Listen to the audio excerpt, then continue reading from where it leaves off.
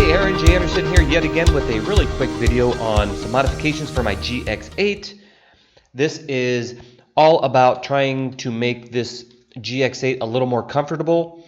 My other cameras, like most all my other cameras, have well, let's just stick with the GH3, the GH4, and the G7. You pick them up, they feel great. The GX8, on the other hand, didn't feel so great to me. Some people says it feels better than the GX7. Never owned it, but there were still a couple issues for me with the GX8 that I wanted to just modify to make it feel better. And if you haven't already seen go see my other videos about the battery grip and this little lip I put on here so you can just hold it much more comfortable. Then the next thing would be this thumb grip. Let's see if you guys can see that little thumb grip right there. If you see this little part right here, this is all you have without this, just this little metal piece that barely sticks out. That's all you have for a thumb grip. And it's very soft. It's like not soft, it's smooth, it's metal, and there's just nothing to really grip onto. Without this lip and without that, I mean, the camera I didn't feel like I was gonna, it's gonna fall through, but you just have to make sure you're squeezing tighter because you don't have nothing to grip onto. So by adding this in this little thumb thing, it made a huge difference, and then adding the battery grip even better. But I'm going to show you just really quick pictures on how to do that. I've got them right over here. First of all, I'll show you what I used. First of all, I used to stick. Okay, let's start with this. This is what it is. I went to Home Depot and I just searched and searched and searched for something that would work, and I knew I wanted something rubber, and I came to this part. This is, I guess, replacement squeegee. You can see the photo here to replace the squeegee rubber thing on your squeegee. This is what the package looks like. Got it at Home Depot, and that's what I used.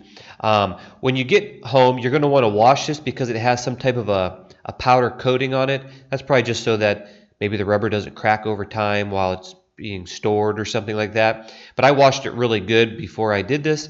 And then this is extremely strong Scotch double back tape. It's like a foam. It's like a kind of a foamy stuff. You've probably seen this before. You can see that I tried to find the strongest I could, and this was the 30-pound one because I use my cameras professionally and I don't want it coming off. So that's what I used for this modification. And what I did was I just cut a little piece off. First, I went to, let's see if I can bring up this one.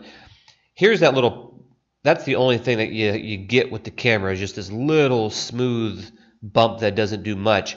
So what I did was I just kind of placed the rubber before I cut it kind of in this area to see how big it should be. And the cool thing about this is the rubber, if you cut it right, you actually have this another bump right here, so it's not just like a rubber pad. You actually have a ridge here furthering the grippiness of this whole thing. So you got rubber and you've got this, which is really good, and it's squishy, which is really cool, which we'll go into a minute. So I just kind of went into that, and let's go back to this. Just like that. It's just the camera angle when I took the photo. So I cut it out just like that, and then what I did was I stuck it on a piece of the double-sided foam. Basically just stuck it on there, and then I took scissors and cut. Now that the foam, well, let me back up here. I took one side of this stuff off, stuck the little rubber thing, which is on the bottom here, on top of that, and then I just cut around the foam going along, the edge here. So you didn't have to do anything special. Just stick it on there and cut the foam or the double-sided tape from this. So it's pretty easy to do. And then I just cleaned the camera area, and then I peeled that off. Here's just a top side of this thing. Then I just peeled it off and I stuck it on here. The cool thing about this is not a permanent ordeal here. You can take this off if you don't want it anymore. If you don't want to do my other mod with the little grip on the front, where am I? If you don't want to do this mod, definitely do this mod because it's cheap and you can take it off. And because it's like rubber and it has this and it has that foam sticky stuff, it's actually squishy.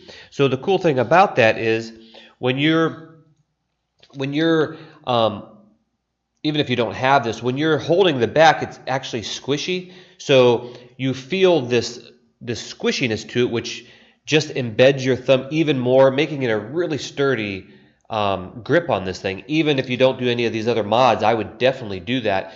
Cheap and easy, and it really holds. Then you add the other mod, and it's just like feels really good in the hand. And if you could see how when my hand's naturally on here, you can see it's not the tip of my thumb. It's really just the back of the thumb here, and boom, you know, it just everything fits really nice with that, and it feels really good. So that's a really quick mod to show you guys how I did that. I don't think there's anything else to really go over because it's just so simple, but makes so much sense. So I don't want to keep talking. That's it, and stay tuned for the next video. This is the GX8 modifications, and talk to you next time.